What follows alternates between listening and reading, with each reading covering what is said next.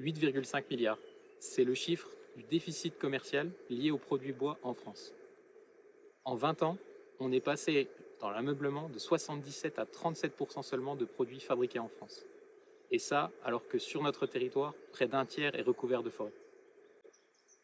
La filière bois est une des filières stratégiques pour la transition écologique, mais elle est essentiellement composée de petites PME. Près de 95% des entreprises de ce secteur sont de moins de 50 salariés.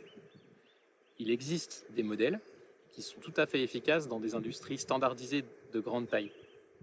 Mais le bois est une matière vivante et il est nécessaire d'avoir une approche adaptée pour ce type de structure.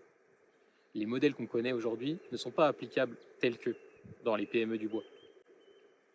Résultat, soit on reste à l'échelle artisanale et on subit la pression internationale, soit on industrialise en faisant des investissements lourds, coûteux et souvent risqués. Pendant 10 ans, sur le terrain, j'ai fait un constat. Le problème n'est pas le manque de savoir-faire. Le problème, c'est l'organisation. C'est la structuration de l'information et c'est aussi le pilotage efficace de la production. C'est pour cela que j'ai créé Aido, une structure qui aide les PME bois à mieux décider, mieux organiser et mieux structurer la production, en utilisant des méthodes adaptées à leur taille et avec des outils numériques pensés pour leurs besoins, avec leurs contraintes réelles.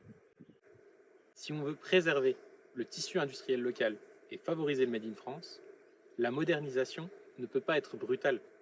Elle doit être adaptée, progressive et ancrée sur le terrain.